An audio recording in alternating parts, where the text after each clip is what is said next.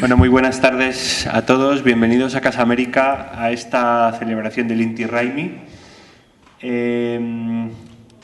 Para Casa América es un verdadero honor acoger en esta celebración no solo a los embajadores de 3 países hermanos y amigos iberoamericanos, sino a todos ustedes, representantes de asociaciones de inmigrantes e inmigrantes bolivianos, peruanos y ecuatorianos.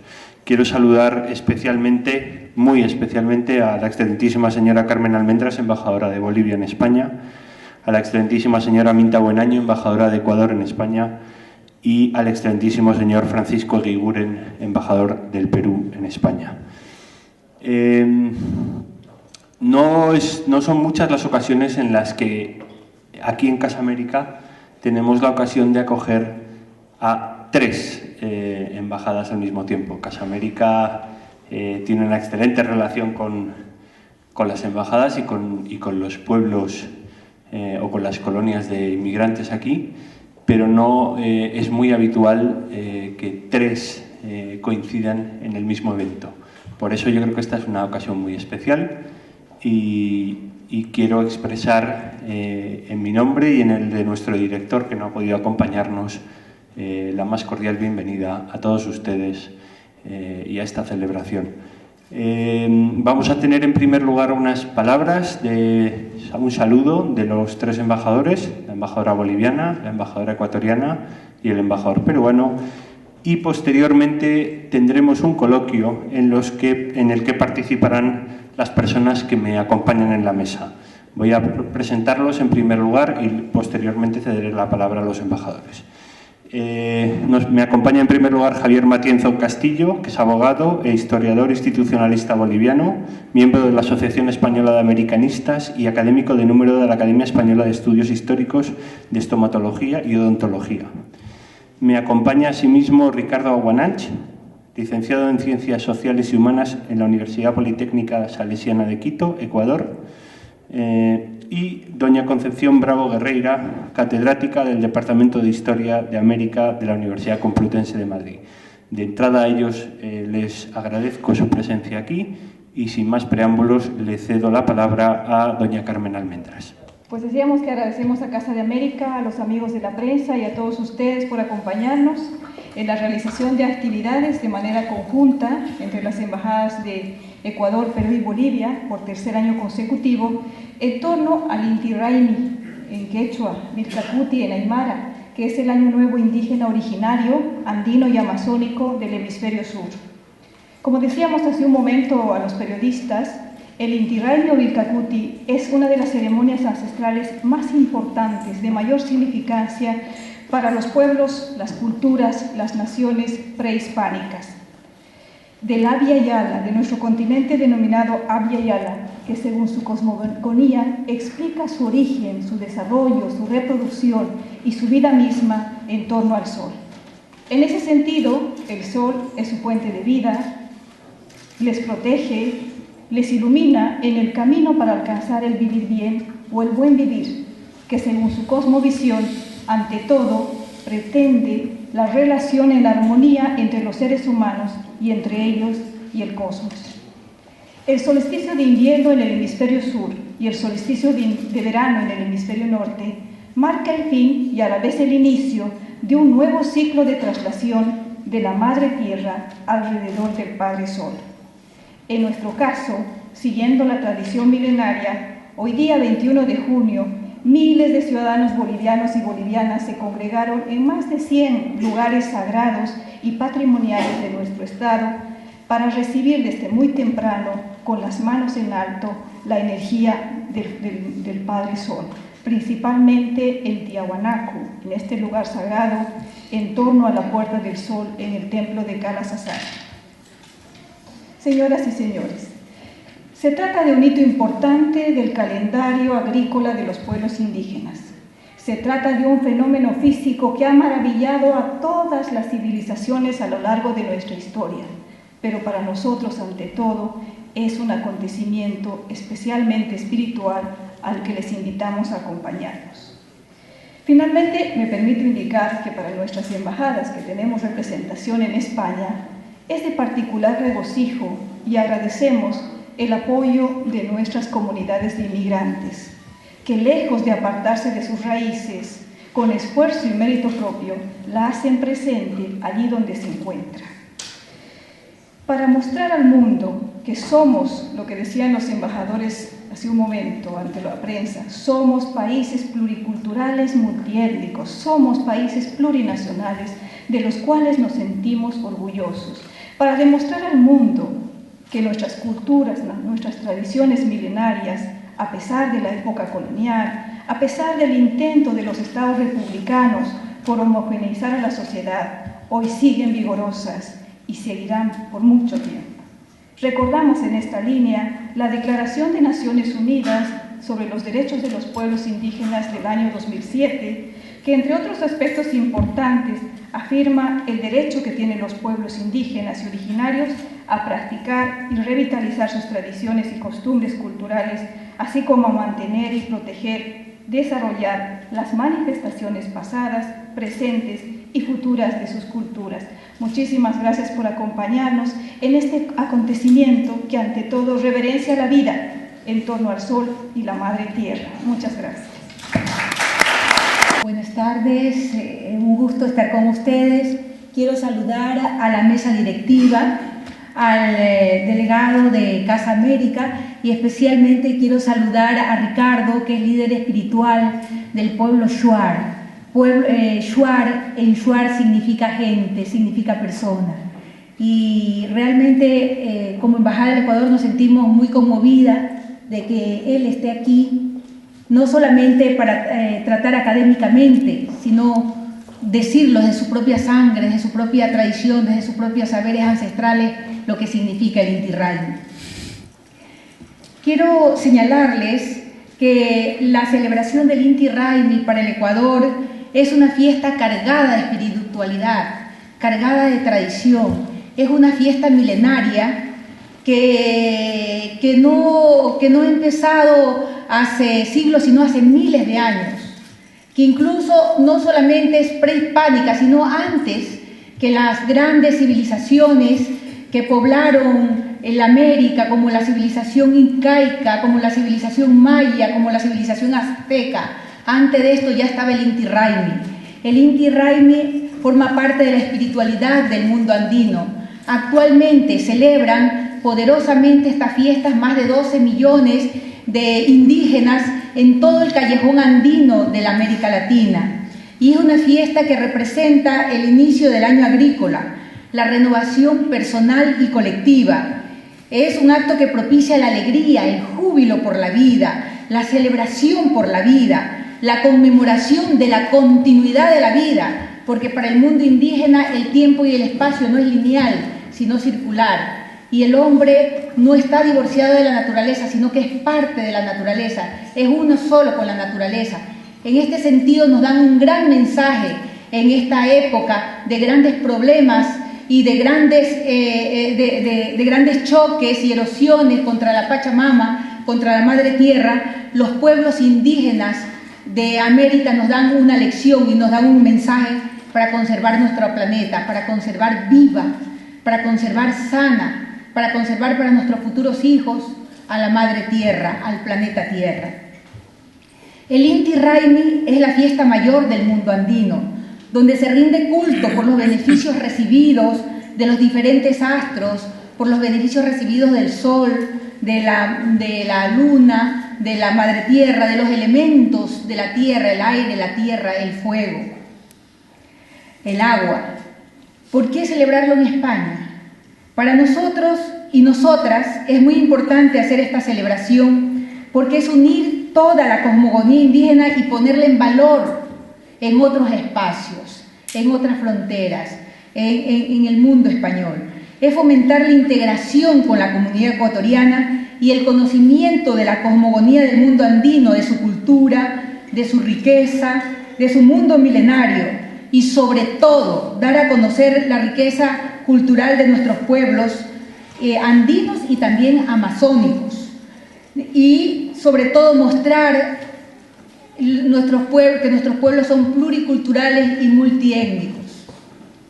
El celebrar esta festividad en España supone también una connotación cultural enorme que a la vez nos hace sentir que estamos íntimamente relacionados, porque no solo exportamos cultura, sino también alternativas de integración espiritual, filosóficas.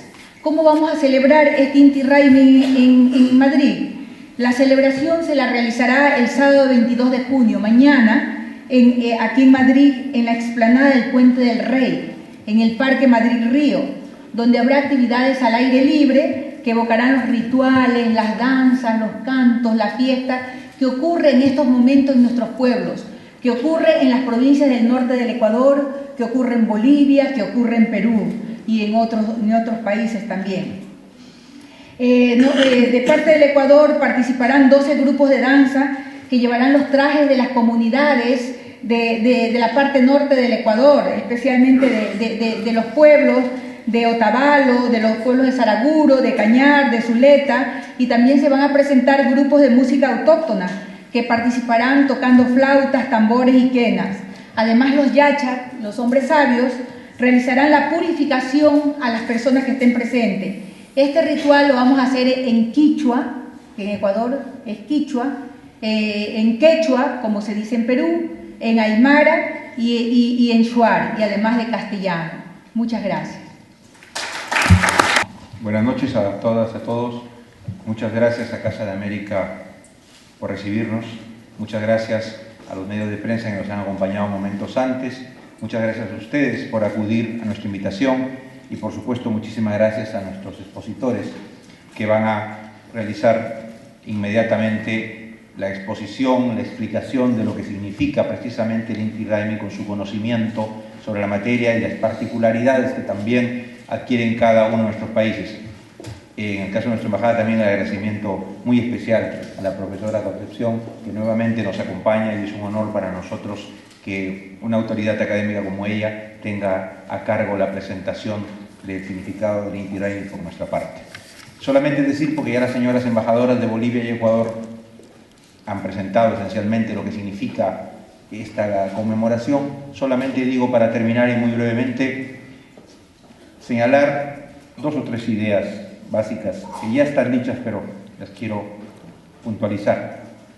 En primer lugar, la importancia de esta celebración, esta conmemoración en Madrid del Inti Raymi, que significa una forma de reafirmar la identidad pluricultural, pluriétnica, multinacional de nuestras comunidades y nuestros pueblos, dándole a los connacionales que se encuentran aquí un espacio de reafirmación, de recuerdo de esos vínculos que nos unen con la patria. En segundo lugar, lo que significa ello para visualizar cada vez más ante la comunidad española, ante las autoridades españolas, esta manifestación de la cultura, de la identidad de nuestros pueblos, aquí en Madrid, simultáneamente a lo que se desarrolla en cada uno de nuestros países todos los años.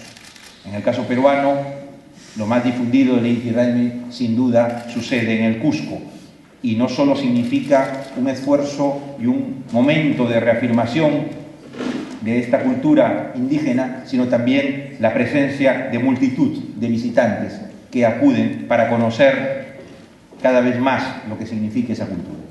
Y por último, lo importante que también es esta realización nuevamente conjunta, este esfuerzo de 3 embajadas de países hermanos, limítrofes, unidos por una historia muy rica y unidos también por esa multiculturalidad. Por ello, muchas gracias por estar aquí y acompáñenos no solo en esta exposición, sino el día de mañana los esperamos también en la celebración en Madrid Río. Muchas gracias.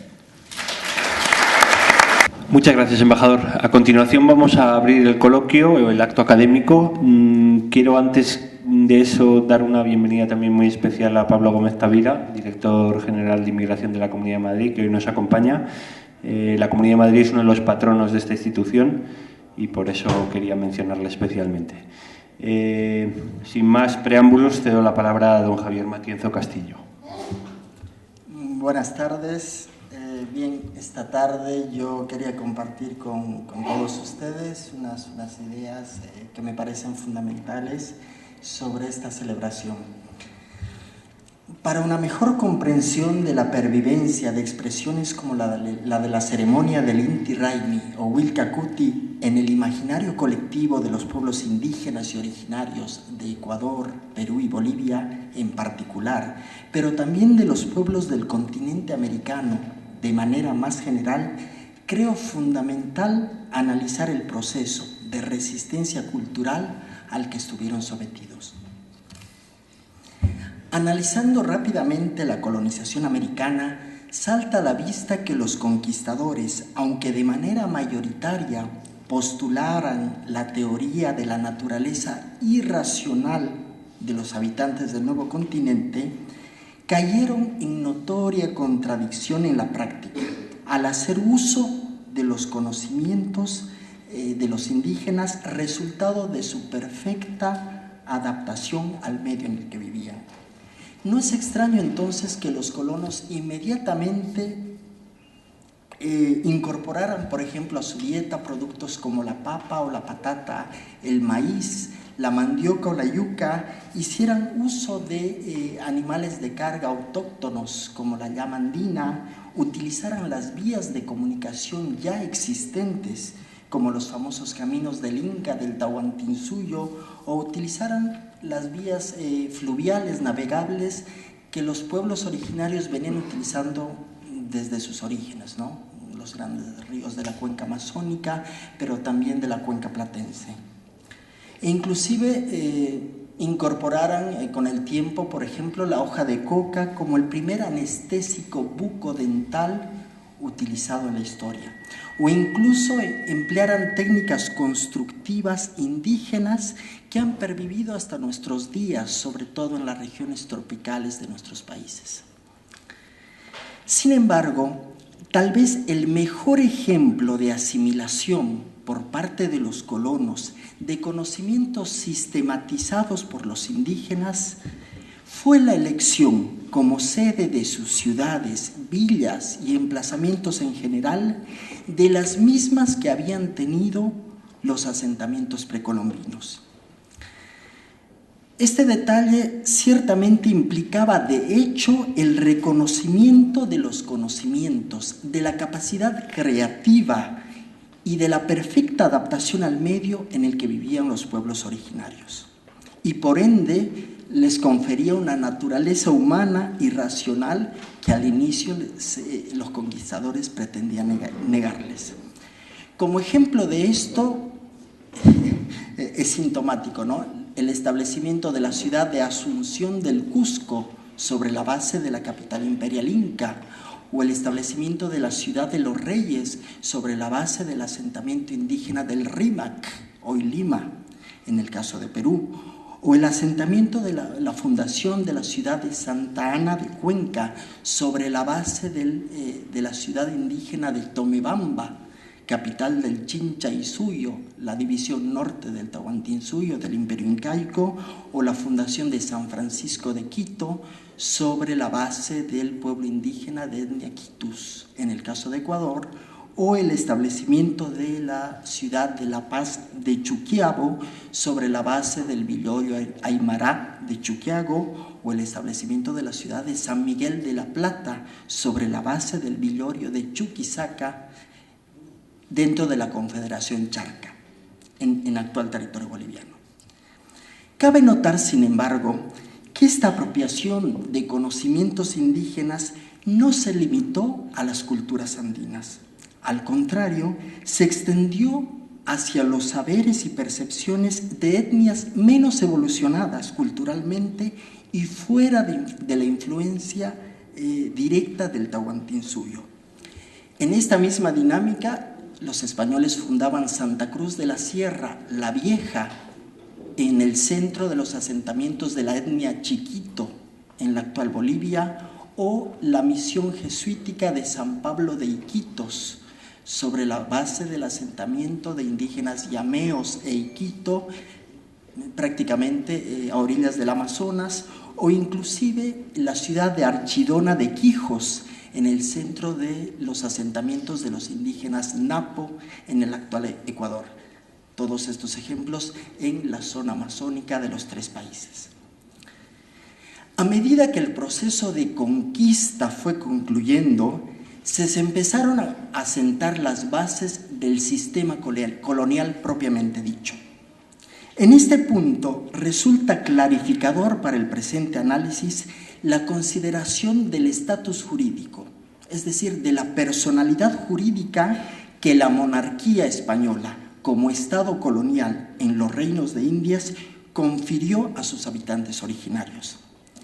Si bien es cierto que rápidamente se superó esa primera concepción de irracionalidad del hombre y mujer americanos, el reconocimiento legal de su humanidad, sin embargo, estuvo signado por una concepción de minoridad, es decir, de capacidad limitada y sujeta al tutelaje indefinido de parte de las instituciones coloniales, en una categoría que hoy podríamos equiparar a la de los menores de edad. Esta precisión conceptual, aparentemente teórica, resulta entonces determinante para comprender cómo, aunque en la práctica los colonizadores tendieran a desintegrar la cultura, costumbres, tradiciones y religiosidad de los nativos, destruyendo sus templos, suprimiendo sus lenguas, penalizando sus prácticas, en fin, minusvalorando su cultura, los propios indígenas, en el ejercicio de su capacidad jurídica que el propio sistema les confirió, se hicieron acreedores de los mecanismos legales para preservar celosamente su esencia cultural.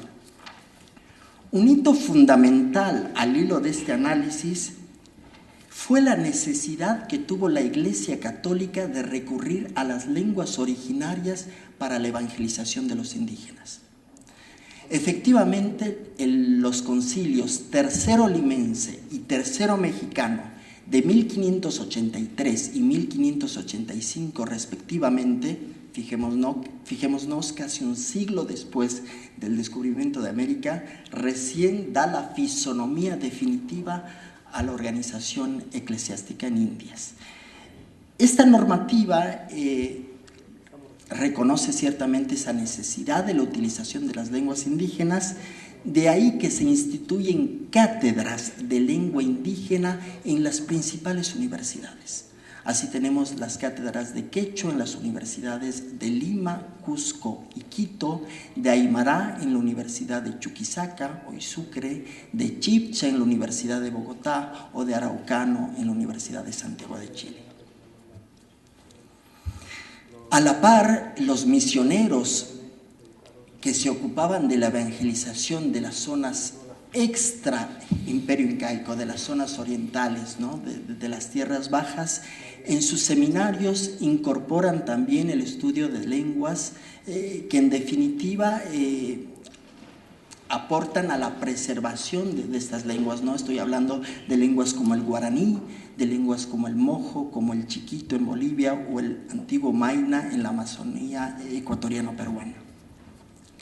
Así pues, el empleo de las lenguas originarias amparada legalmente convirtió a la palabra, entendida no solo como vocablo, sino fundamentalmente como concepto y esencia, en el vehículo por excelencia para la preservación y transmisión de los valores, saberes y percepciones culturales indígenas. Precisamente uno de esos valores de las culturas andinas que consiguieron trascender fue su visión cultural respecto a la vida y a la interpretación del mundo, la cosmovisión o la cosmogonía a la que hacían referencia las señoras embajadoras. Materializada, sin embargo, en la filosofía del bien vivir o summa cámara. Este pensamiento o esta filosofía tenía una finalidad que no era otra que la búsqueda de un interrelacionamiento del hombre consigo mismo, con la sociedad, pero fundamentalmente con el medio ambiente, con su entorno natural. Pero un relacionamiento de complementariedad, de armonía.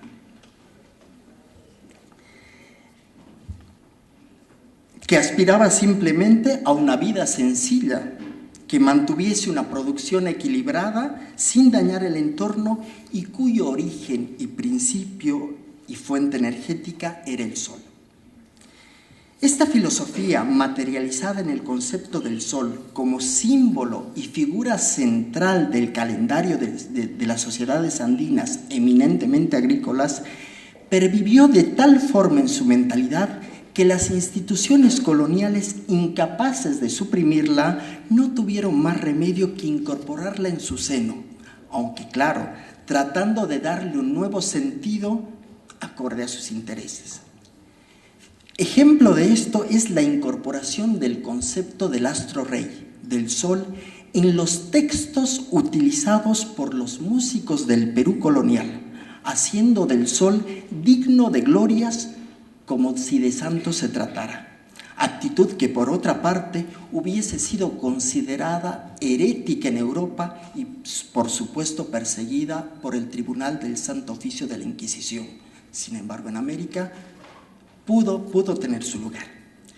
No es de extrañar entonces que el músico español, don Tomás de Torrejón y Velasco, maestro y director de la Capilla Musical de Corte del Virrey del Perú y de la Catedral Metropolitana de Lima, y por tanto el músico más importante e influyente de su tiempo, compusiese un villancico al sol como pastor para la fiesta de San Pedro, cuyo texto señalaba: a este sol peregrino, cántale glorias Zagalejo, y con gusto y donaire, con gozo y contento, Zagalejo cántale. De oriente a oriente camina tu soberano esplendor, que aún el ocaso es principio, donde siempre nace el sol.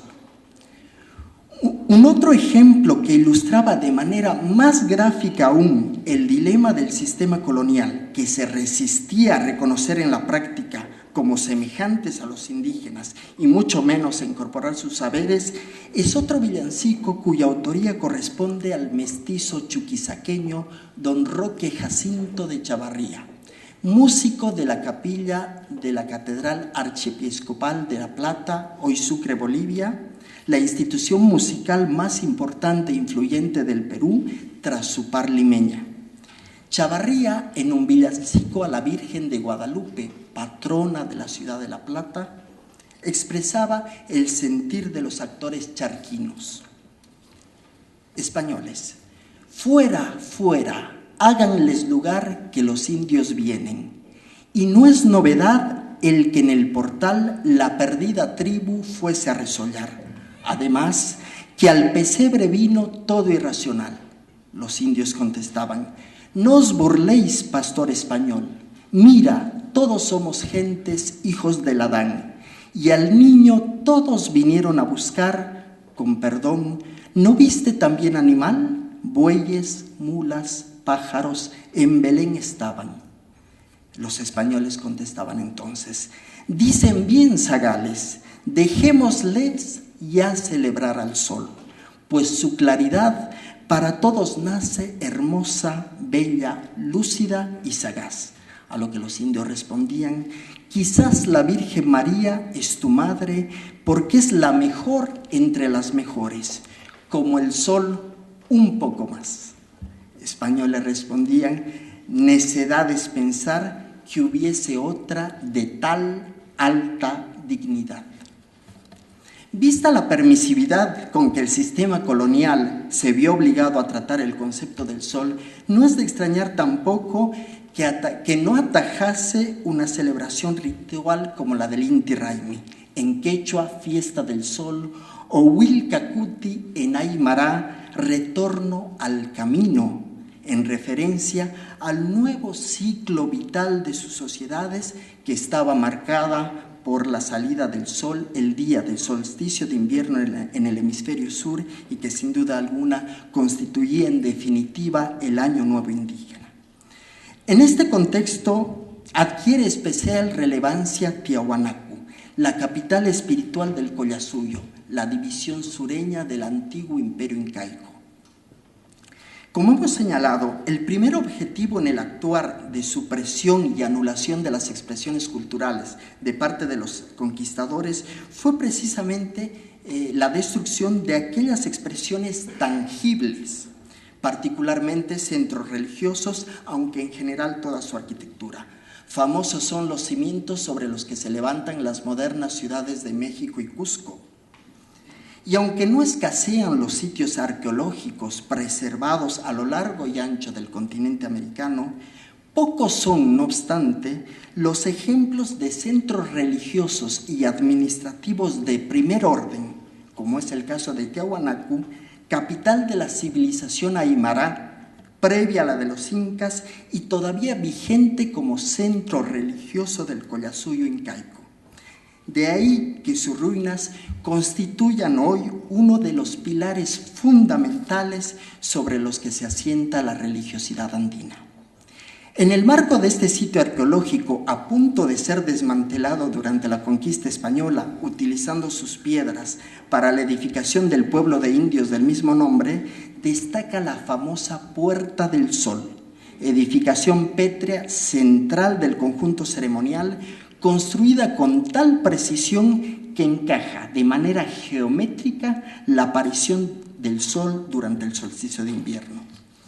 Esta perfección milimétrica en su edificación habla por sí sola de la significancia del sol en las culturas andinas, pero también para las culturas del Amazonas, como lo demuestra la edificación de una red de fuertes y centros ceremoniales en los confines orientales del Tahuantinsuyo, entre los que destaca Samaipata en la región boliviana de Santa Cruz, por solo citar el más conocido. Samaipata constituye y representa la correspondencia de valores con los pueblos indígenas originarios de las tierras bajas, amazónicas y chacoplatenses a los que el imperio inca pretendía proyectarse. Tras el periodo colonial surgieron los nuevos estados nacionales, que no hicieron sino profundizar las políticas aplicadas durante el antiguo régimen, orientando su actuar hacia una homogeneización de sus habitantes, según los cánones de la nueva clase dominante, los criollos, europeos nacidos en suelo americano, en estricto seguimiento del pensamiento en boga en la época, tanto en Europa como en América. Este proceso de equiparación, de nivelación cultural, sin embargo, no estaba nutrido por todas las tradiciones, sino determinado exclusivamente por la cultura occidental de las nuevas élites latinoamericanas, sin aporte ninguno de las minorías culturales indígenas, que aunque numéricamente continuaban siendo mayoría, carecían de amparo legal alguno. La segregación racial establecida por la administración indiana, colocando en categorías diferentes a indígenas y colonos, se constituyó sin duda en el aval legal para la supervivencia de las culturas originarias, institución que desapareció con los estados republicanos al equiparar al mismo nivel, en la misma categoría, a todos sus habitantes. En este sentido, no deben extrañar políticas que fueron desde la supresión de la instrucción en lenguas originarias hasta las campañas sistemáticas de exterminio de indígenas, como las famosas campañas del desierto en la Patagonia, por solo citar algunos ejemplos. Resulta paradójico, pero el sistema colonial hispánico aparece ahora como el proceso de aprendizaje y afianzamiento de valores culturales, superado con éxito por buena parte de los indígenas americanos, de cara a un periodo, el republicano, completamente desnaturalizador e inmensamente más agresivo hacia las culturas originarias. Un buen ejemplo de esta dinámica nos lo da el análisis de los conflictos bélicos regionales, como los que enfrentaron durante el siglo XIX a Ecuador, Perú, Colombia y Brasil por el control de los territorios del Alto Amazonas, o a Bolivia, Perú y Chile en la Guerra del Pacífico, por solo citar algunos ejemplos. Dejando de lado las consideraciones sobre la legitimidad que estos enfrentamientos supusieron para unas y otras partes, es necesario señalar que fueron utilizados en definitiva por los estados para crear una fuerte, sólida y sobre todo única conciencia nacional, autorizada a sacrificar cualquier valor o manifestación cultural. No es momento de poner en duda la utilidad de esa conciencia nacional. Sin embargo, me parece básico considerar que esa conciencia en perspectiva. Es el caso de Bolivia y la Guerra del Chaco. La Guerra del Chaco para Bolivia representa ciertamente una piedra angular en la construcción del concepto de Estado Nacional boliviano, y en ese entendido tiene un lugar preferente en la historiografía regional. Sin embargo, no fue hasta 2010 cuando un grupo de etnohistoriadores franceses, en el marco de Scripta Autóctona, colección multidisciplinaria de estudios de los pueblos de las tierras bajas de Bolivia, publicaban una obra titulada Los hombres transparentes, indígenas y militares en la Guerra del Chaco, 1932-35, intentando exponer el actuar y la contribución de los pueblos originarios en el conflicto. La publicación de pronto nos despertó del letargo producido por esa conciencia nacional que ha construido una percepción única del conflicto en el imaginario colectivo boliviano, excluyendo, transparentando o inclusive silenciando la acción de los pueblos originarios, actores fundamentales del conflicto. Es ahora pues cuando tomamos conciencia de cómo los estados nacionales en América Latina condicionaron y redireccionaron los hechos históricos, depurándolos según sus intereses de todo elemento que unilateralmente consideraron sin utilidad para la construcción de ese ideal de conciencia nacional homogénea. Hoy por hoy, la lucha de los pueblos indígenas originarios por la supervivencia de su esencia cultural parece que va llegando a su fin, pues sus expresiones se encuentran más vigorosas que nunca, gracias al reconocimiento al que se han hecho acreedoras de parte de la mayoría de los estados, al hilo, sin embargo, de la Declaración de las Naciones Unidas sobre los Derechos de los Pueblos Indígenas de 2007.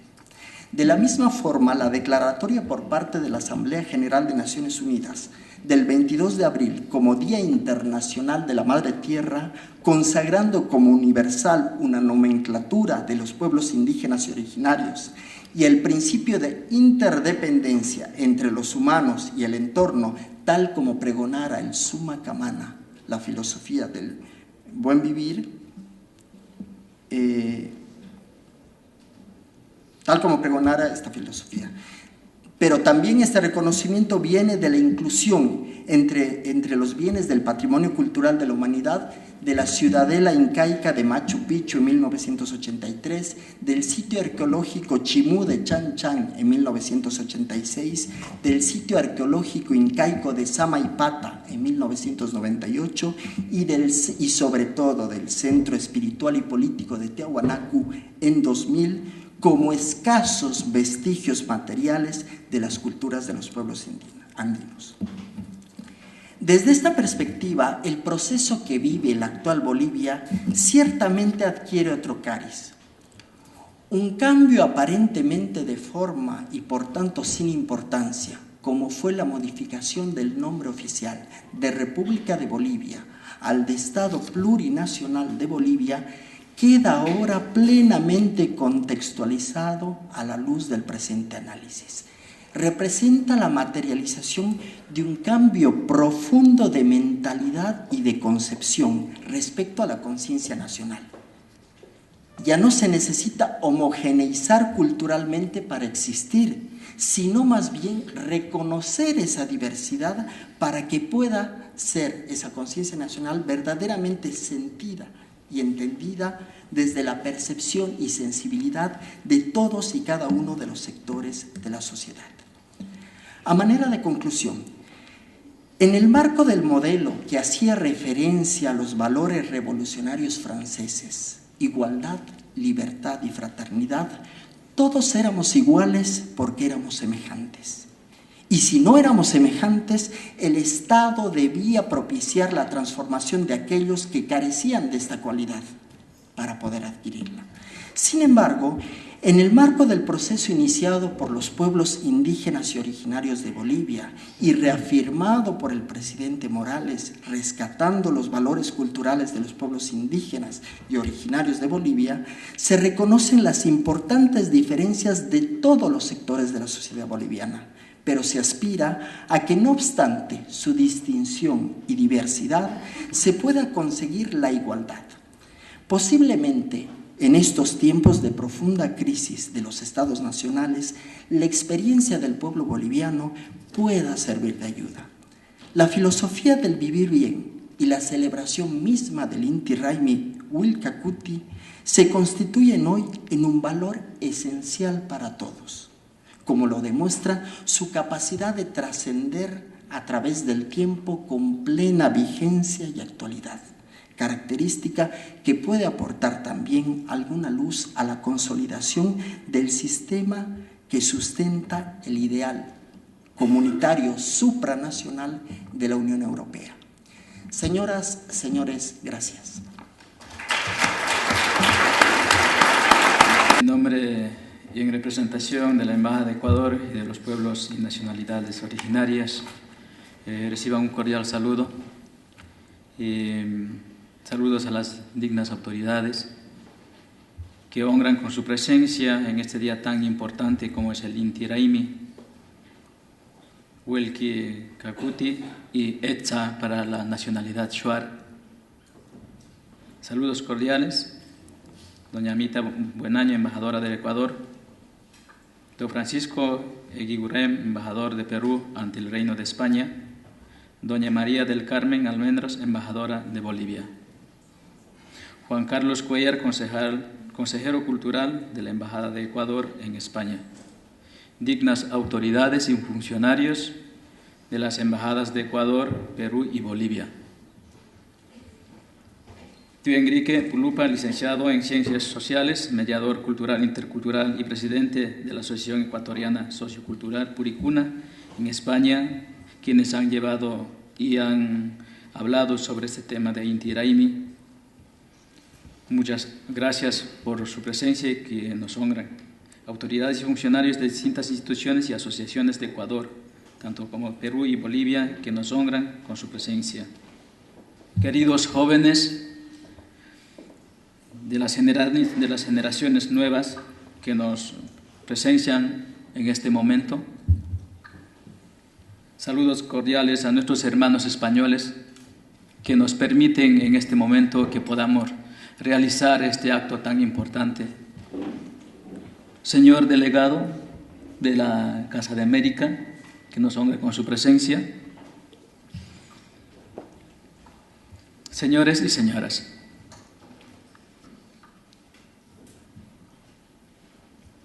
antes de empezar a hablar sobre este tema que es tan importante, yo pido al Gran Espíritu y a la Madre Tierra, y también agradezco a mis abuelos, a mis ancestros, quienes soñaron, quienes visionaron dentro de esta cosmovisión como tal, como es Ecuador multiétnico pluricultural, todas estas culturas en donde tienen esa cosmovisión, en el cual ellos son las que realmente conviven día a día, y también en donde estas culturas son las que también que comparten este conocimiento. Todos estos conocimientos, todas estas sabidurías son orales.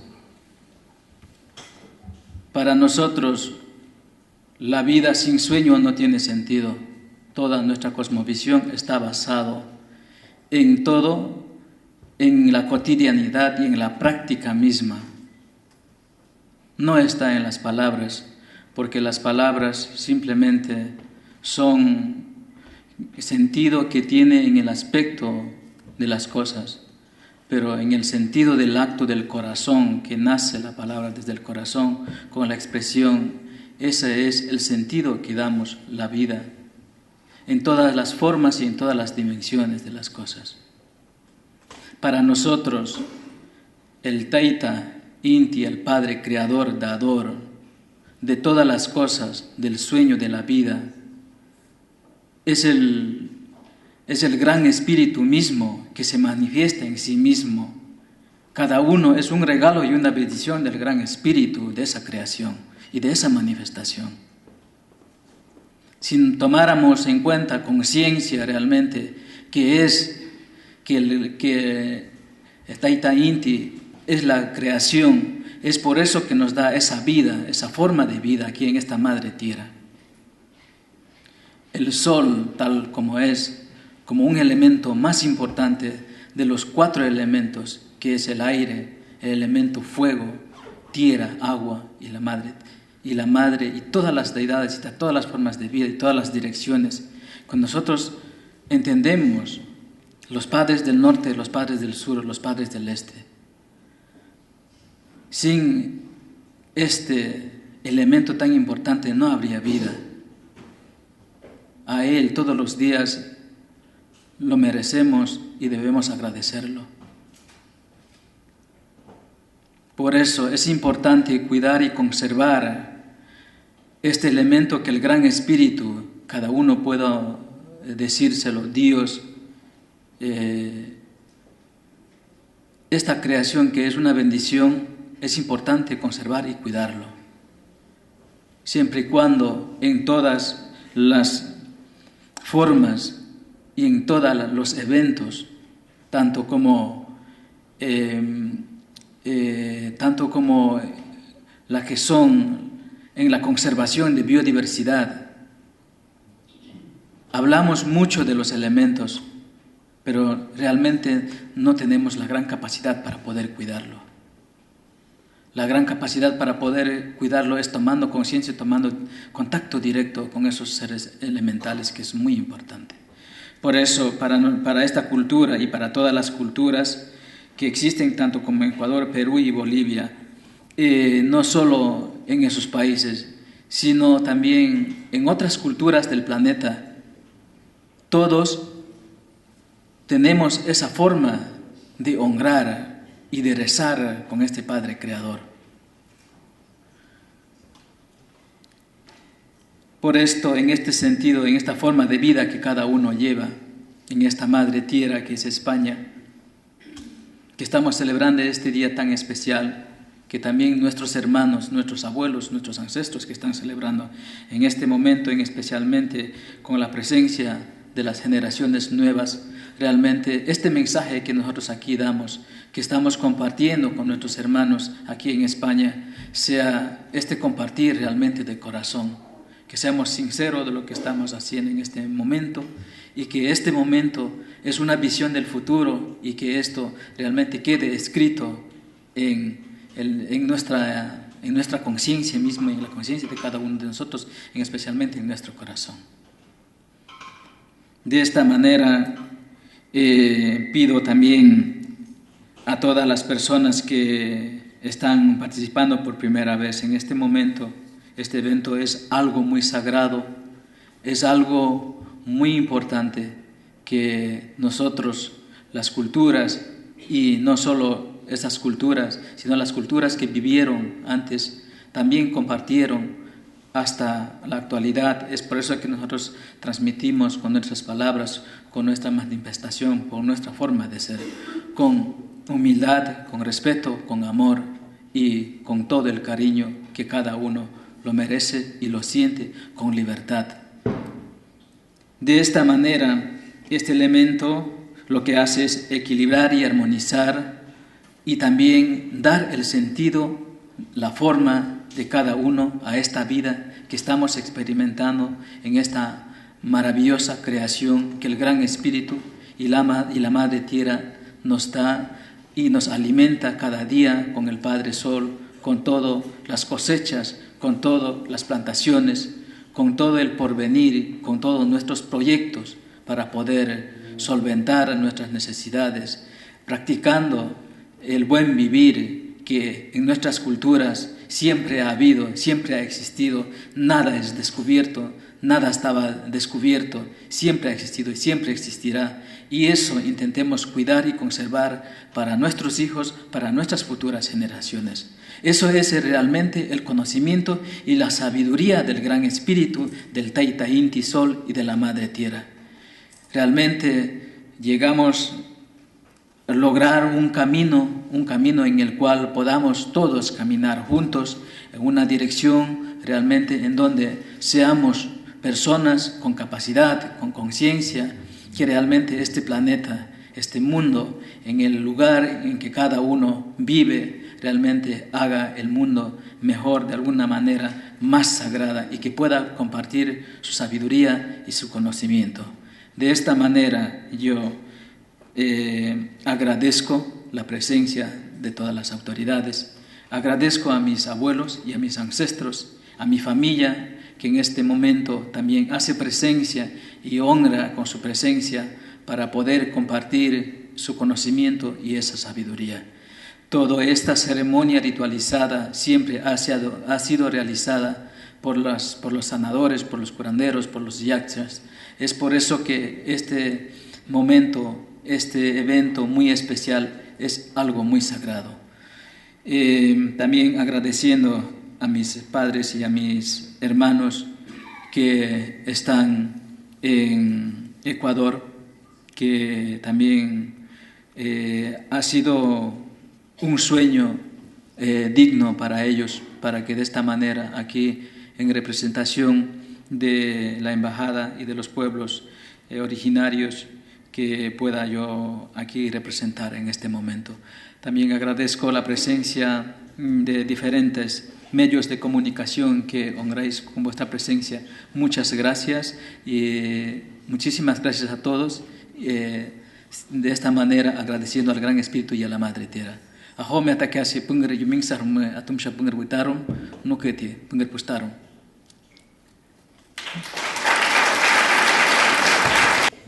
Buenas tardes, excelentísimas señoras embajadoras, señor embajador, señores. Quiero, en primer lugar, agradecer en este caso la Embajada del Perú, que ha sido la que se ha puesto en contacto conmigo, que me permite participar con todos ustedes en una celebración que para mí es casi tan importante como para ustedes, por lo que estoy viendo, por otras razones. Muchas gracias a la Casa de América, que como siempre acoge con cortesía y con generosidad cualquier tipo de actividad que tenga como referencia y como objeto el acercamiento de los países, a mí me gusta decir iberoamericanos. No tengo ningún recelo en emplear el nombre latinoamericano, pero me parece que es como más íntimo, como más nuestro en determinados momentos y ocasiones, a los países iberoamericanos y a España, que es uno más de los países ibéricos. Bien, muchas gracias, queridos amigos, por su asistencia y por su compañía. Después de haber oído a mis compañeros de mesa con voces más autorizadas, porque conocen mejor que yo ese sentimiento profundo de las vivencias, de la cultura ancestral, puede parecer como demasiado atrevido por mi parte, que amo profundamente esas culturas prehispánicas. Gracias, señora embajadora, por emplear este término, no el precolombino. Simplemente porque el precolombino es muy inexacto, porque Colón en el mundo andino pues, no, es una referencia, y además si es precolombino, pues entonces resulta que todo lo que hay desde la muerte de Colón hasta la llegada de los españoles es un limbo, ¿no? Muchas gracias. Les decía que amo profundamente estas culturas. Las indígenas de hoy, porque me he preocupado por estudiar y por conocer las indígenas de hace mucho tiempo, las prehispánicas. Y este acto conmemora uno de los, o acompañamos quizá a todas aquellas personas que en el mundo andino, tanto en el hemisferio austral como también en el septentrional, porque Ecuador ya no pertenece a ese hemisferio austral propiamente dicho, nos unimos a ellos en una celebración que, como aquí se ha dicho, tiene profundas raíces indígenas y efectivamente es hoy día, yo creo, la expresión más clara y más explícita para hacer referencia a esa comunidad de culturas andinas. Y el mundo amazónico pertenece también, aunque solo sea por sus características hidrográficas, al mundo andino, indudablemente. Mundo andino y mundo amazónico. Y esta fiesta del Inti Raymi, que ha llegado a ser este paradigma de las culturas andinas y que hoy es un símbolo también de integración, como se nos acaba de decir aquí, de pueblos que ocuparon que ocupan hoy día sus descendientes, los pueblos indígenas antiguos, que ocuparon un espacio increíblemente extenso. Hoy día 7 repúblicas ocupan, si no en todo, sí en parte, ese espacio que llegó a configurarse como un estado político de duración muy corta, pero brillante, como una especie de meteoro, el Tahuantinsuyo. El Tahuantinsuyo fue el estado que consiguió identificar como en un crisol la esencia de las culturas de todos los pueblos que habitaban ese inmenso espacio andino. La de los incas fue la que consiguió aglutinar y cristalizar y sublimar esos rasgos. No es la única, pero fue la que consiguió perfeccionar, quizá, y aunar e identificar rasgos de culturas que, como aquí se ha dicho, fueron eminentemente agrarias. Y como culturas agrarias, también aquí se ha dicho, estuvieron íntimamente sus expresiones y sus sentimientos, estuvieron íntimamente vinculados con la naturaleza, con el espacio, la tierra, el aire, el fuego también, como vamos a ver, haré alguna referencia a ello, el agua y los cuerpos celestes, indudablemente. Y entre los cuerpos celestes, en todos los panteones de estos pueblos andinos, en todos ellos con nombres diferentes, el sol es natural que ocupara el lugar por excelencia, porque todos advirtieron que era el sol el que regía sus vidas. Europa fue más remisa para reconocer eso de que el sol era el centro del universo que nos rodeaba. Bien,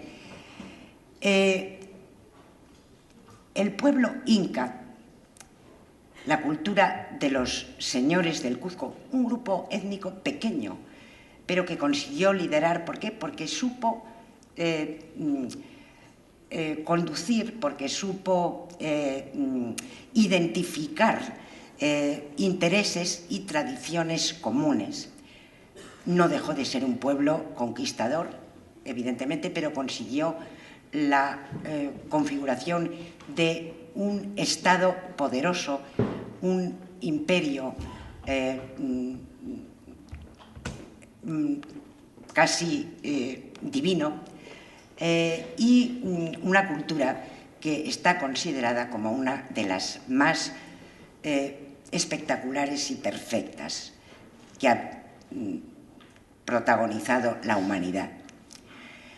Y la verdad es que yo quiero decir que, aunque efectivamente en algún momento por algunos más teólogos que colonos quizá, se discutió la racionalidad del indígena.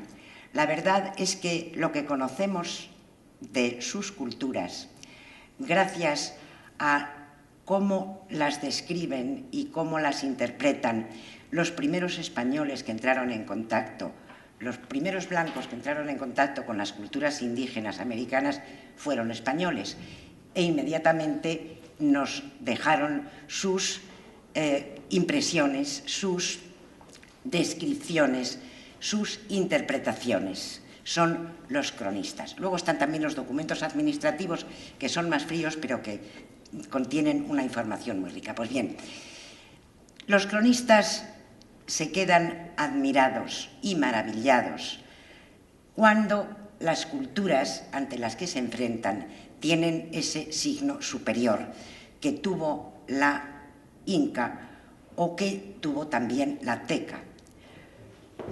Probablemente, bueno, las culturas de Mesoamérica, porque ahí hubo culturas de un nivel semejante al del Mexica, con un alto nivel. En el mundo andino, la cultura que destaca por excelencia es la de los incas, porque la de Tiahuanaco realmente había desaparecido bastante antes de que los incas empezaran a liderar ese proceso de configuración del Estado. Tiahuanaco había sido una ciudad abandonada a medio construir, más que destruida después. Los primeros cronistas que la visitan nos la describen ya como un espacio de desolación casi y de abandono. Pues bien,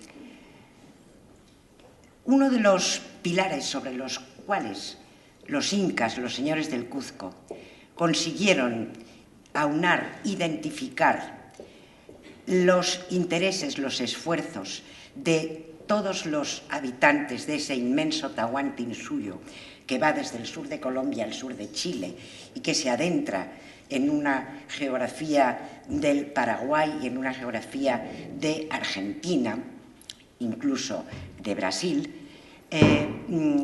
Uno de los pilares sobre los que los incas afirmaron su empresa de configuración de un gran Estado fue precisamente el culto al sol. Ellos, en un panteón muy complejo, voy a hablar nada más del sol.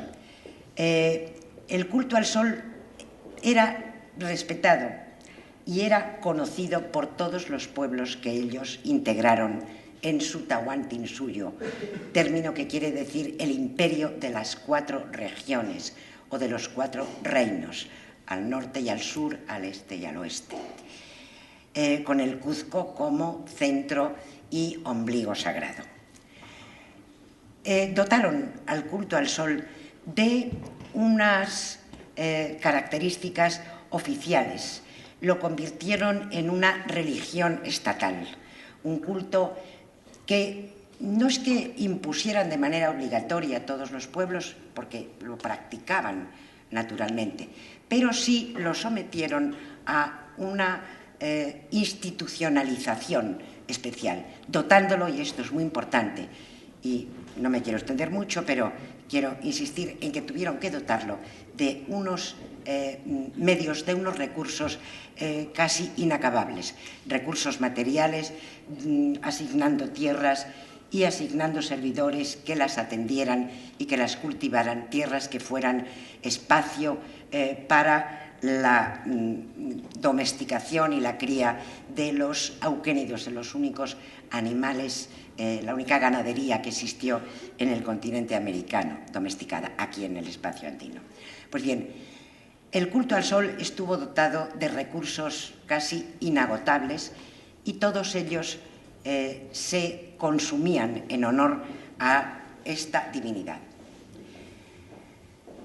La cultura inca, como cultura agraria, se organiza y se estructura a partir del establecimiento de un calendario muy preciso que regulaba las actividades de esa población heterogénea y diversa en lenguas, en mentalidades, y tenían que planificar perfectamente su modo de producción, porque luego después los recursos también el Estado inca los distribuía de forma bastante equilibrada y bastante equitativa.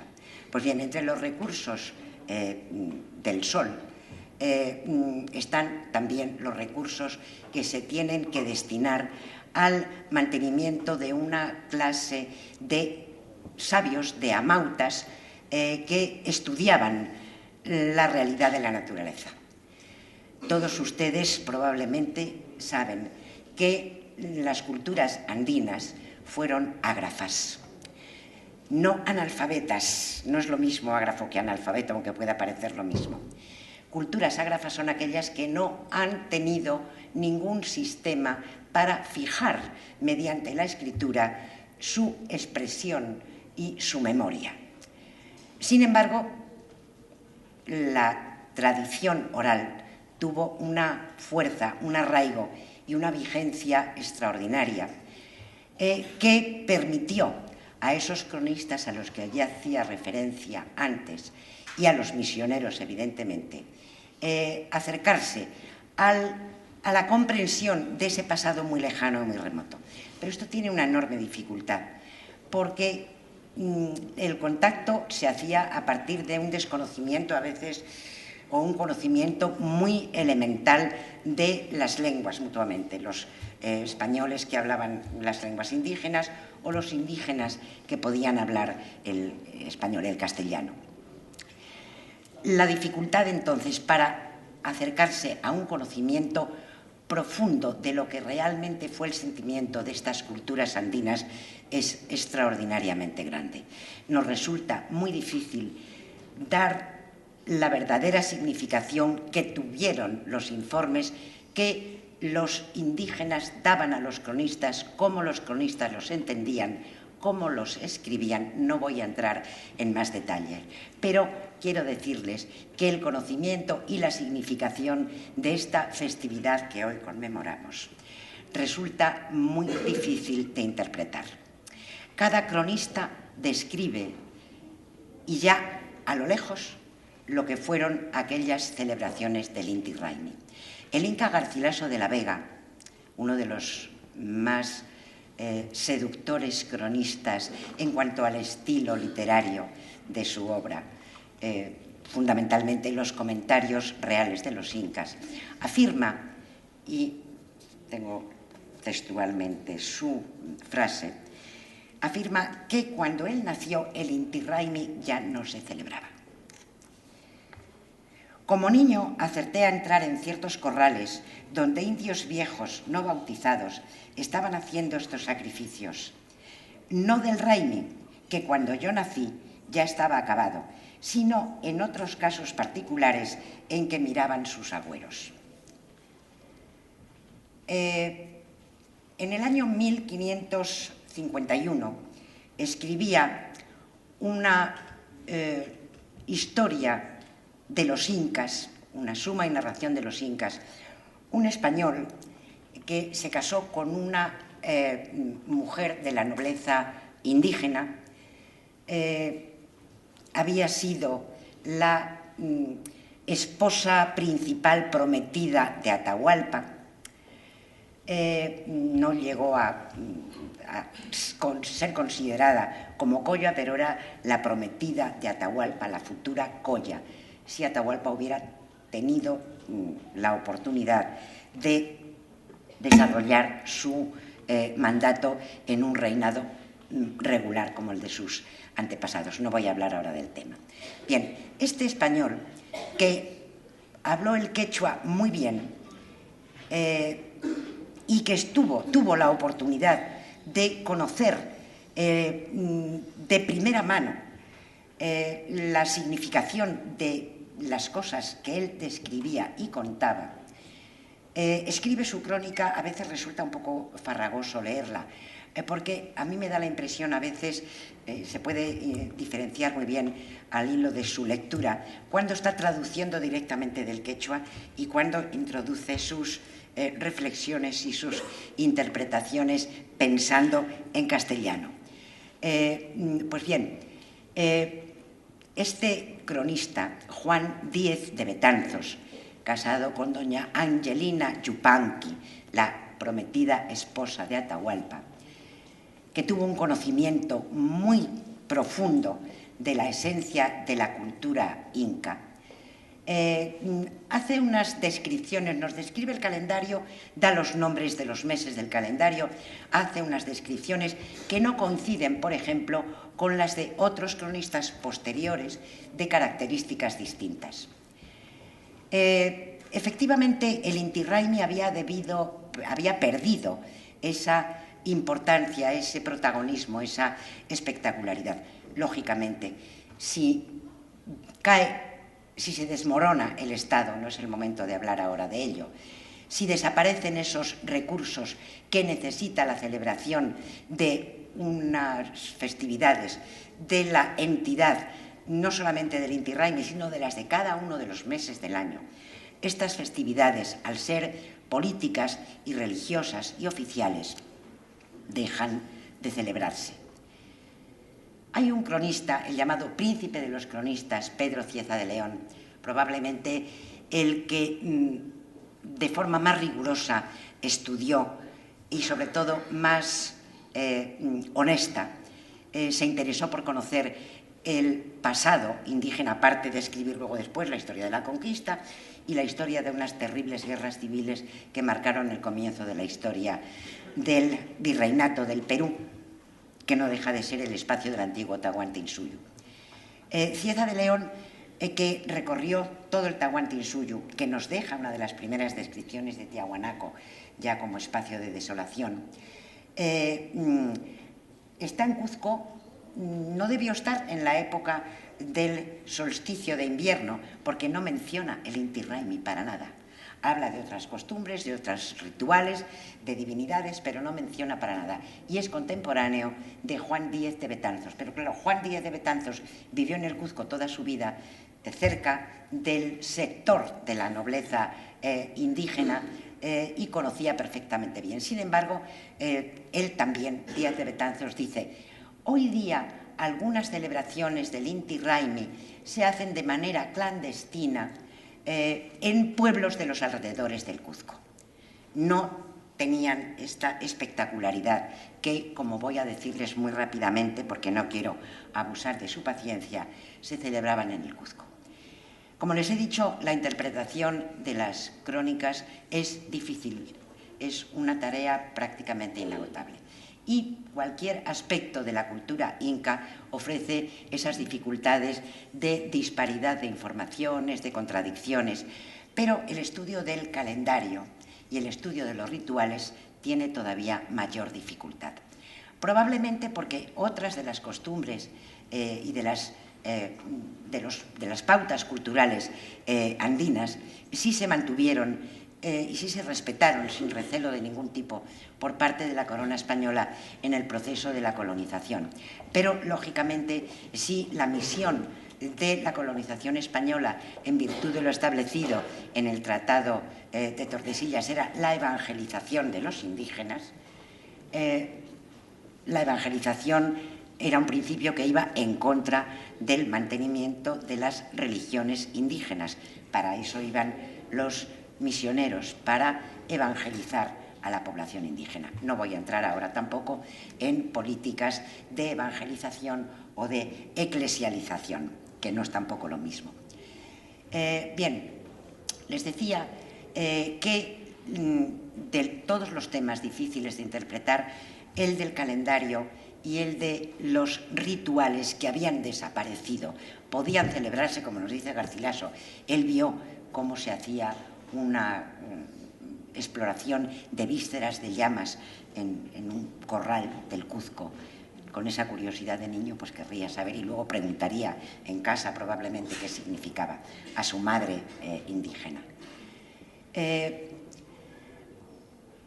Estos temas tan difíciles de interpretar y tan difíciles de analizar han sido el empeño de toda una vida de un antropólogo holandés, Tom Zuidema, que ha estudiado como nadie y conoce como nadie el calendario, la estructura del calendario y el significado de los rituales andinos. Él ha establecido la existencia de un calendario de 13 meses que no coincide naturalmente con nuestro calendario gregoriano y ha estudiado todos los rituales calendáricos a partir de algunos cronistas, unos más precisos que otros, no los voy a mencionar a todos. Zuidema ha establecido, todos sabemos, porque ya se ha dicho aquí, no quiero insistir más en ello, que el Inti Raymi celebra el solsticio de invierno. Y es lo que sí quiero aclarar es que, según Zuidema, lo importante en la celebración de este solsticio de invierno del dios joven que dicen los cronistas mestizos e indígenas, se celebraba fundamentalmente no en el amanecer del solsticio, sino en la puesta del sol del solsticio de invierno. Zuidema nos dice que ha llegado a establecer, a partir de datos de cronistas, que había 3 celebraciones distintas que duraban todo un mes. El mes que correspondería a este mes de junio realmente empezaba 15 días antes del solsticio y terminaba 15 días después del solsticio. Es decir, que iría desde el 5 de junio al 7 de julio, más o menos. Y que el punto culminante era la puesta del sol del solsticio, que se celebraba durante todo el mes. A este mes se le daba el nombre de Aukai Kuzki. Aukai quiere decir exactamente el mes de estar, todo él, el mes de estar holgando, traducido directamente de diccionarios quechuas. Estar holgando, desocupado y ocioso o vaco, o libre de ocupaciones, es decir, un mes de vacaciones, sencillamente. El solsticio de invierno coincidía justamente con el comienzo de la estación seca. Se acababan de recoger las cosechas. Al ser la estación seca, los caminos están practicables. La ciudad del Cuzco se abría a todos los pueblos del área andina, a todos los forasteros, porque iban también, no tenían por qué entregar sus tributos en el Cuzco realmente, pero bueno, todos iban y se congregaban en el Cuzco representantes de todos los pueblos andinos que integraron el Tahuantinsuyo, porque era el tiempo de los caminos abiertos, el tiempo seco, el tiempo del dios joven.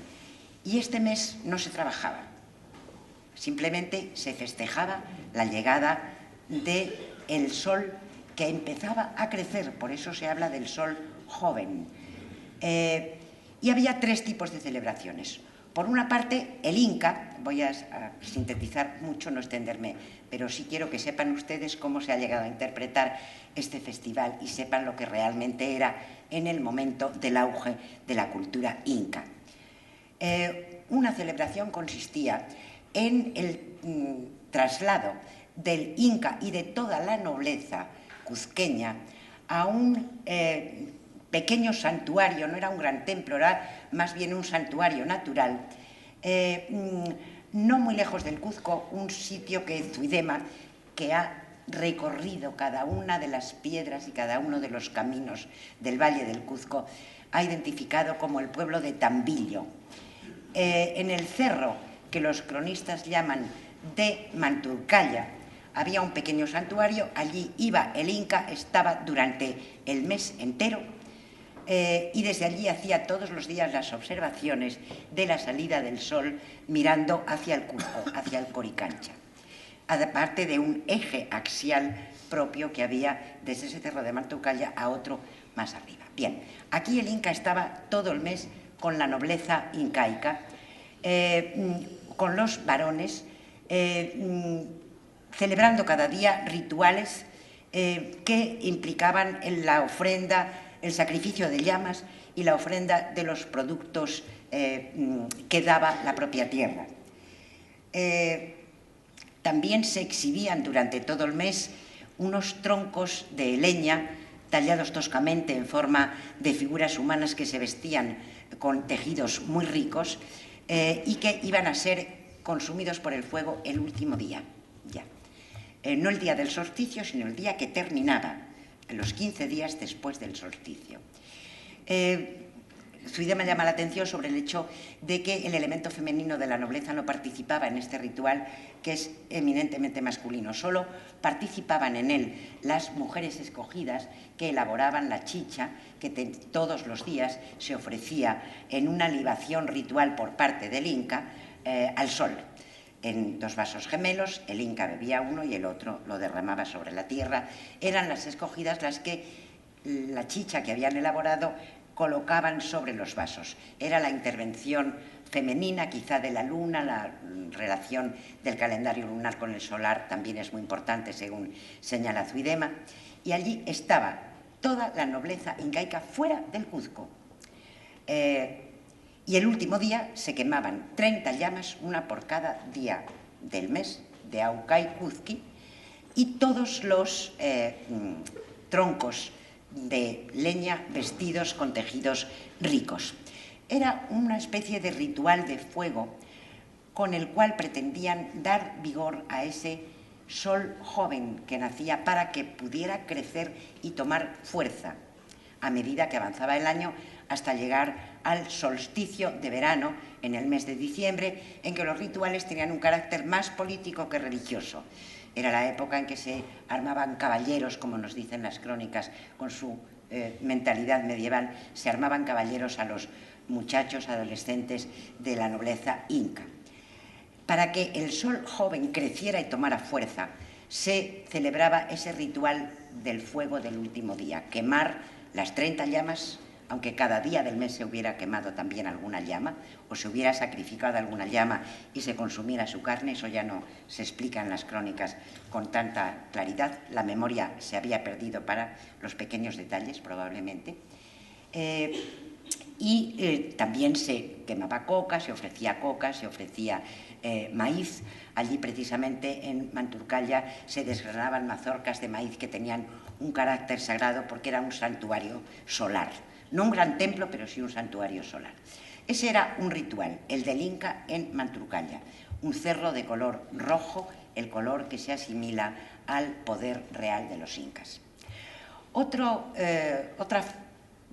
faceta del ritual, los 3 rituales están perfectamente sincronizados. Consistía en que en el propio Cuzco los sacerdotes dedicados especializados en el culto al sol, los tarpuntaes, que quiere decir los que siembran, los encargados de dar de comer a las huacas, porque eran los que cuidaban de que la tierra proporcionara los recursos que había que ofrecer a los seres sagrados, a las huacas, seres o lugares sagrados.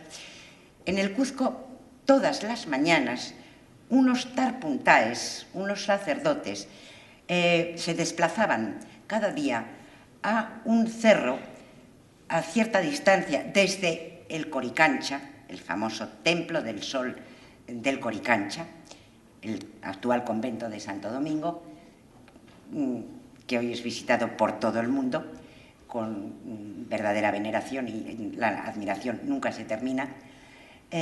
Pues desde el Coricancha salían unos tarpuntaes al cerro de Guanacauri, un cerro en el que, según el mito de origen, había sido el lugar desde donde el sol proclamó a los,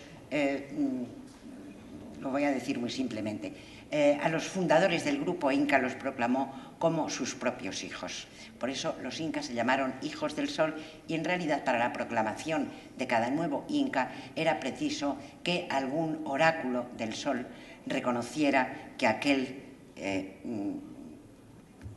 inca era realmente su hijo y era digno de ser el gobernante. Los incas se consideraban más hijos del sol que hijos de su propio padre biológico. Pues bien, Guanacauri se consideraba un lugar especialmente sagrado y reverenciado. Allí iban al amanecer. En Guanacauri sacrificaban una llama volvían al Coricancha. En Coricancha, a mediodía, en ese patio que nos describen, ese sí está descrito, visto al natural, por los primeros españoles que llegaron hasta la ciudad del Cuzco. Ese jardín en donde estaban representadas y reproducidas todas las plantas y animales hechos en oro, algo fascinante y maravilloso. En ese patio, hoy es el claustro del convento de Santo Domingo, pero era el jardín o el huerto del Coricancha, el jardín de oro, que es lo que quiere decir en realidad el término. Allí se sacrificaba otra llama a mediodía. Y por la tarde estos tarpuntaes se dirigían a otro cerro hacia el sur. Huanacauri está más hacia el norte. Huanacauri está al sur, el cerro donde iban está hacia el norte. Iban y mataban otra llama. Los 3 puntos, Huanacauri, el Coricancha y ese cerro al que llegaban al anochecer para sacrificar la tercera llama, constituyen el eje axial. Ese cerro está en el camino del actual Ollantaytambo, en una línea perfectamente recta que Zuidema también ha podido identificar. La observación se hacía realmente desde el muro curvado del Coricancha. Este era el segundo ritual, y los sacrificios que se hacían por los tarpuntaes en el Cuzco, o bien en Huanacauri, o bien en el Coricancha, o bien en ese otro cerro llamado Alpan o Altipán, coincidía con el momento en que se hacían también los sacrificios en Munturcalla por parte del Inca, acompañado por las escogidas y por todos los varones de la nobleza cuzqueña. Pero había otro tercer ritual, este más importante probablemente, según la opinión de Zuidema, porque era el que establecía una relación entre el Cuzco con los espacios más allá de la propia ciudad del Cuzco, más allá del propio Valle Sagrado. Era un ritual que consistía en una peregrinación que hacían el resto de los tarpuntaes. Solo se quedaban en el Cuzco los necesarios para llevar a cabo estas celebraciones diarias del amanecer, de mediodía y de la puesta del sol. El otro era una peregrinación que el resto de los tarpuntaes hacían hacia el nacimiento del río Vilcanota. Significa el parteaguas, la divisoria de aguas entre el Valle del Cuzco y la cuenca del lago Titicaca. Efectivamente, la relación entre los incas y el lago Titicaca fue siempre muy especial, y hubo una identificación por parte de los incas con el lago Titicaca propiamente dicho, más que con Tiahuanaco quizá. Bien, la isla del Sol de Tiahuanaco, del lago Titicaca, fue más importante. Pues bien, esta procesión de tarpuntaes se dirigía hacia el nacimiento del río Vilcanota cuando empezaba este mes del solsticio del que nos habla Zuidema. Hacían 11 etapas desde el Cuzco hasta el nacimiento del río Vilcanota, yendo hacia el sur. 15 etapas que hacían a lo largo del cauce del río, y en cada una de ellas se celebraban sacrificios, y sobre todo nos dicen los cronistas, esto sí lo recuerdan, se lo decían sus informantes, se entonaban canciones y se llevaban a cabo danzas y bailes. 11 etapas. La 12ª era el propio sitio de Vilcanota, y allí permanecía toda esta gente durante 5 días, porque durante los 5 días, desde hoy hasta dentro de 5 o 6 días, el sol prácticamente está inmutable en el horizonte, en el hemisferio austral y en el hemisferio septentrional también. Ahora mismo el sol va a estar también sin moverse 5 días. El sol va a salir y a ponerse a la misma hora durante 5 días. Empezará, en nuestro caso, a crecer. En el caso del mundo andino, en nuestro caso empieza a menguar. En el caso del mundo andino empieza a crecer. Por eso hay que alimentarlo con el vigor de la chicha y con el vigor del fuego. Están 5 días en Vilcanota y regresan de nuevo al Cuzco para coincidir en su llegada, pero vuelven por la montaña en otras etapas, de las cuales también Zuidema ha identificado los lugares, los nombres y la duración para el desplazamiento de unas a otras. En total tardaban 21 días. El Inti Raymi culminaba con la llegada del Inca y de todos los nobles a la plaza del Cuzco, a la Huacay Pata, que estaba completamente cubierta de flores y de plumas de colores, y allí se hacía la última libación al sol, en la que participaban ya todos los presentes en esta plaza, a la que tenía acceso la nobleza, pero también la gente del pueblo. Esta era la gran celebración del Inti Raymi, nos dice uno de los cronistas, y hecho esto, el Inca se iba a su casa a descansar. Bueno, o sea que terminaba el Inti Raymi. Esta fiesta, como les decía, dejó de celebrarse, se perdió parte de su memoria, ha sido muy difícil para Tom Zuidema llegar a analizar y a reconstruir, y aún confiesa que a lo mejor está equivocado en alguna de sus apreciaciones o en alguno de sus estudios.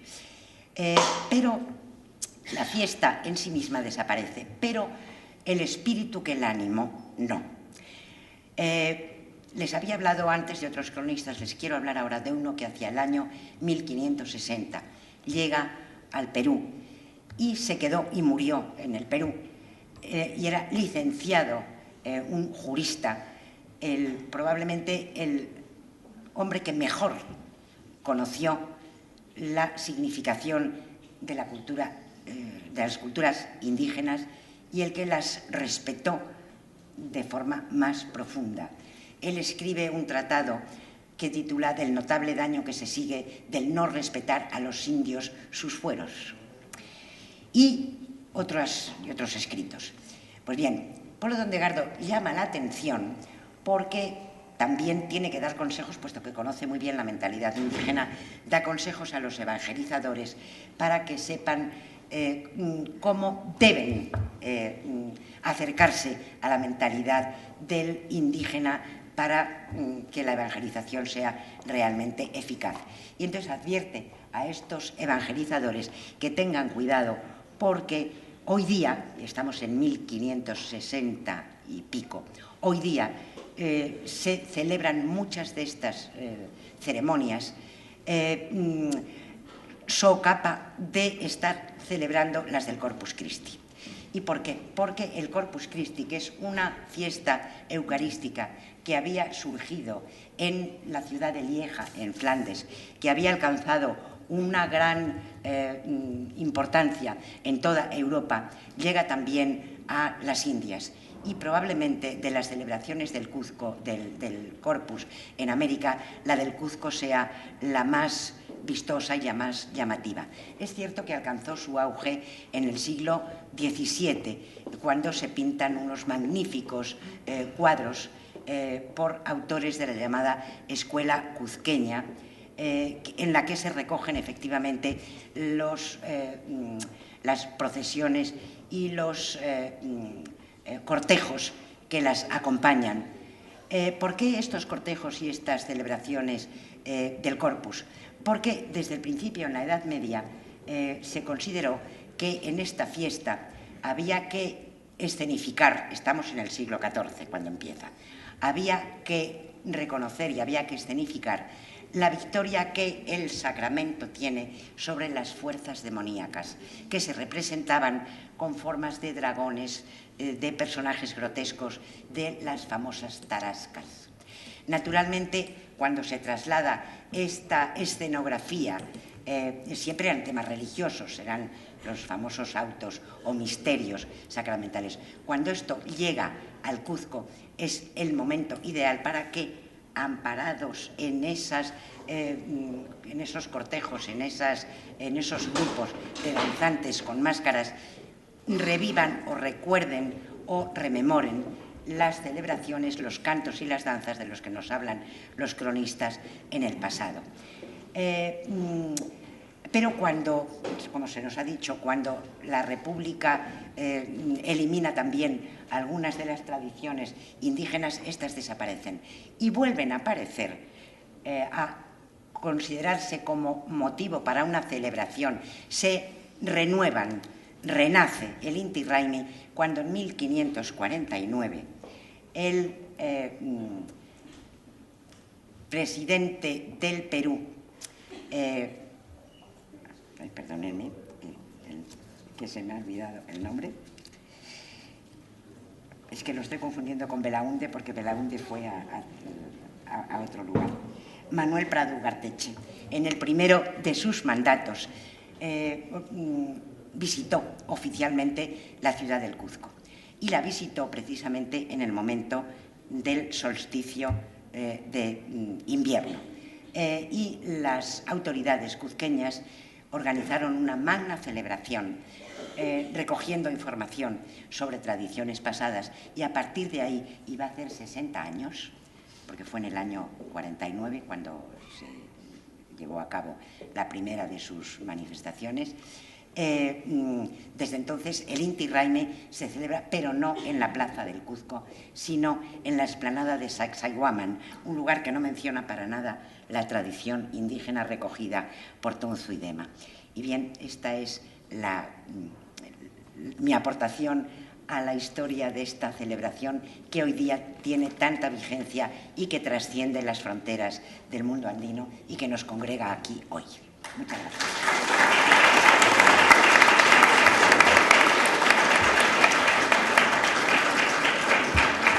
Bueno, muchas gracias a todos por su asistencia. Lamento que se haya extendido un poco más allá de la hora prevista.